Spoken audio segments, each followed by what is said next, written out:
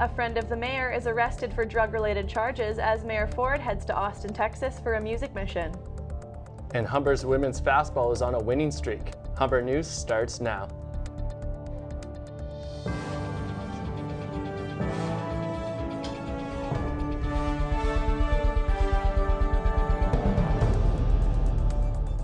Hello, it's October 2nd. Welcome to Humber News, coming to you from the Broadcast Center here at the North Campus. I'm Lisa Mayer. Thanks for joining us. And I'm Aaron Kenny. Ahead on our show, we have all your news, sports, and entertainment highlights, as well as your 5-day weather forecast. But first, Lisa has our top story. Mayor Rob Ford's friend and occasional driver has been charged with trafficking and possession of marijuana. Alessandro Lisi was arrested Tuesday at a dry cleaning shop near Kipling and Eglinton.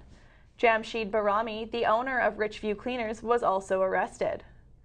Lisi is charged with possessing and selling marijuana, possessing proceeds of crime, and conspiracy to commit an indictable offense. Barami is charged with possessing cocaine, 3 counts of trafficking marijuana, and conspiracy to commit an indictable offense. Caroline Brown has the latest news, starting from Richview Square, where the 2 men were arrested. Thanks, Lisa. The 2 men are expected in court this afternoon.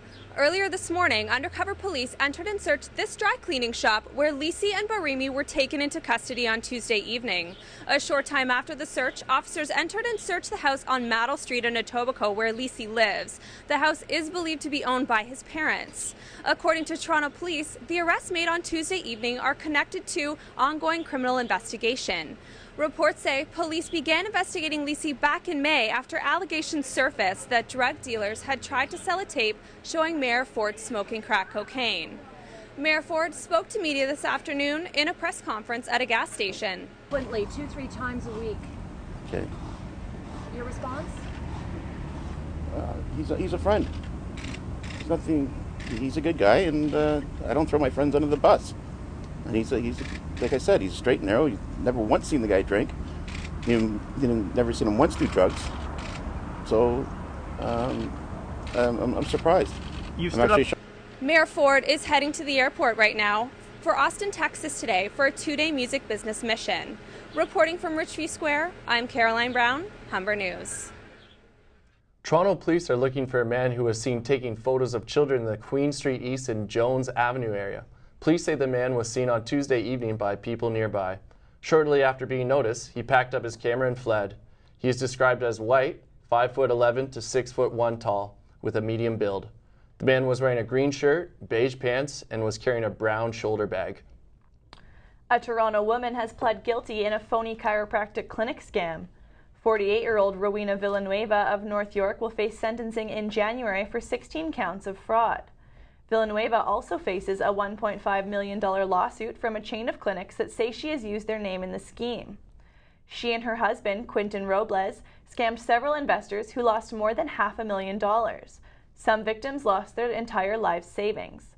The phony operation claimed partial ownership of clinics that existed only on paper between 2007 and 2011. The Ontario NDP and Tories are outraged today over the 2015 PanAm Games budget. Sports Minister Michael Chan says the $1.4 billion budget does not include $10 million for the provincial PanAm Secretariat. It also does not include the $709 million needed for athletes' housing. The Progressive Conservatives say the province's Liberals are not being upfront with taxpayers about the real costs of hosting the PanAm Games. This incident follows prior accusations from the NDP of improper expenses and unfair taxing coming out of taxpayers' pocket. Chan says that any unacceptable expenses will be repaid. The Ontario Public Service Employees Union Pension Trust is coming under scrutiny after a year-long audit. The audit has been conducted by the Ontario Ministry of Finance's Internal Audit Division.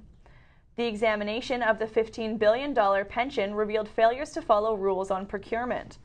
They also uncovered gaps in risk management and whistleblowing policies. The audit calls for greater scrutiny of board appointees. It raises questions about pay levels, undocumented employee expenses, and significant bonuses. The most important meal of the day is getting a boost from the Ontario government. Children and Youth Services Minister Teresa Peruza says elementary schools will receive $3 million for healthy breakfast and snack programs in high-need communities.